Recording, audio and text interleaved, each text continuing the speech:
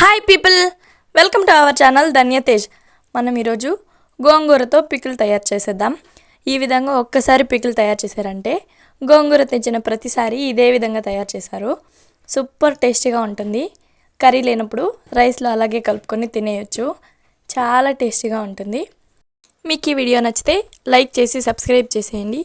ఇలాంటి different style recipes చేయాలనుకునే మీ friends and ఫ్యామిలీకి షేర్ చేసేయండి. రండి రెసిపీలోకి వెళ్ళిపోదాం. పెద్ద కట్టలుగా ఉన్న 4 గోంగూర కట్టలను తీసుకొని ఆకులను వేయించుకొని పక్కన ఉంచుకోవాలి. ఆకులను నీటిలో వేసి శుభ్రంగా వాష్ చేసుకోవాలి. వాష్ చేసుకున్న ఆకులను స్ట్రెయిన్ చేసి ఫ్యాన్ కింద అయినా లేదా ఎండలో అయినా ఆకులో ఉన్న తడి పూర్తిగా ఆరేంత వరకు ఆరబెట్టుకోవాలి. నేనైతే ఫ్యాన్ కిందే ఆరబెడుతున్నాను. పూర్తిగా ఆరిన తర్వాత ఒక కడాయిలో 2 టేబుల్ స్పూన్ల ఆవాలు, 2 టేబుల్ స్పూన్ల జీలకర్ర, 1 టీ స్పూన్ మెంతులు వేసి మీడియం టు హై ఫ్లేమ్లో అడ్జస్ట్ చేసుకుంటూ వేయించుకోవాలి.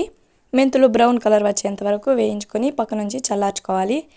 30 ఎండుమిర్చిని తీసుకొని 2 టేబుల్ స్పూన్ల ఆయిల్ వేసి రోస్ట్ చేసుకోవాలి. మిర్చి కలర్ మారేంత వరకు వేయించుకోవాలి. మిర్చి వేగిపోయిన తర్వాత 4 రెబ్బల కరివేపాకును వేసుకొని 1 నిమిషం పాటు వేయించుకోవాలి. వేగిన కరివేపాకు మిర్చిని పక్క నుంచి పూర్తిగా చల్లార్చుకోవాలి. అదే ఆయిల్లో మరొక 2-3 టేబుల్ స్పూన్ల ఆయిల్ వేసుకొని మనం కడిగి ఆరబెట్టుకున్న గోంగూరను వేసుకొని గోంగూర మెత్తగా ఉడికేంత వరకు ఫ్లేమ్ని మీడియం ఫ్లేమ్లో ఉంచి మధ్య మధ్యలో గరిటతో కలుపుతూ ఉడికించుకోవాలి. లేదంటే అడుగంటుతుంది, టేస్ట్ చేంజ్ అవుతుంది.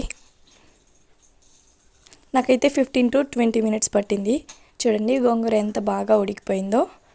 ఈ విధంగా ఉడికిన గోంగూరని పూర్తిగా చల్లార్చుకోవాలి.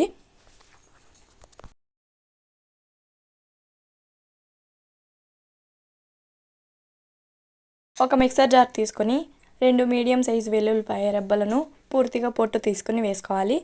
మనం ముందుగా రోస్ట్ చేసుకున్న ఇంగ్రీడియంట్స్ని వేసుకొని రోస్ట్ చేసిన ఎండుమిర్చి, కరివేపాకును వేసి గ్రైండ్ చేసుకోవాలి. బరకగా కావాలంటే బరకగా గ్రైండ్ చేసుకోవచ్చు. స్మూత్ పేస్ట్గా కావాలన్నా గ్రైండ్ చేసుకోవచ్చు. రుచికి తగినంత ఉప్పు వేసుకొని గ్రైండ్ చేసుకోవాలి. నేనైతే ఈ విధంగా లైట్గా బరకగా గ్రైండ్ చేసుకున్నాను. మీరు కావాలంటే ఇంకా స్మూత్గా కూడా గ్రైండ్ చేసుకోవచ్చు. ఈ విధంగా గ్రైండ్ చేసుకున్న పేస్ట్లో ముందుగా ఉడికించుకున్న గోంగూరను వేసుకొని గ్రైండ్ చేసుకోవాలి. అస్సలు నీళ్లు వేయకుండా ఈ విధంగా స్మూత్ పేస్ట్గా వచ్చేలాగా గ్రైండ్ చేసుకోవాలి. మధ్య మధ్యలో స్పూన్తో కలుపుతూ గ్రైండ్ చేసుకుంటే స్మూత్గా వస్తుంది. ఇప్పుడు మనం పికిల్కి పోపు వేసేద్దాం. 1 కప్పు ఆయిల్ని తీసుకొని వేడి చేసుకోవాలి. ఆయిల్ వేడైన తర్వాత 6 నుంచి 7 ఎండుమిర్చిని వేసుకోవాలి. కారానికి తగ్గట్టు చూసుకుని మీరు అడ్జస్ట్ చేసుకోవచ్చు. ఎండుమిర్చిని వేసి బాగా రోస్ట్ చేసుకోవాలి.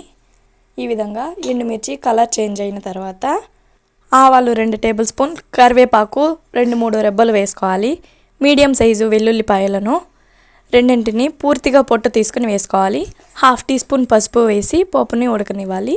వెల్లుల్లిపాయ ఈ విధంగా లైట్గా కలర్ చేంజ్ అయిన తర్వాత మనం ముందుగా రోస్ట్ చేసుకున్న గోంగూరను వేసుకొని ఫ్లేమ్ సిమ్లోకి టర్న్ చేసి బాగా మిక్స్ చేసుకొని ఆయిల్ పైకి తేలేంత వరకు సిమ్లోనే ఉడికించుకోవాలి.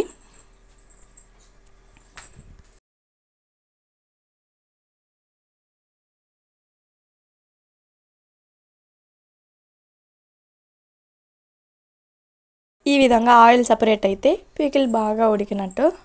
చూడండి ఎంత బాగా సపరేట్ అయిపోయిందో. అంతే అండి, మన గోంగూర పికిల్ రెడీ అయిపోయింది. సంవత్సరం అంతా నిల్వ ఉంటుంది. ఎప్పుడు కావాలని వేసుకుని ఎంజాయ్ చేసేయచ్చు. మీరు కూడా ఇదే విధంగా ట్రై చేసి గోంగూర పికిల్ మీకు ఎలా వచ్చిందో కామెంట్ చేసేయండి. Thank you for watching.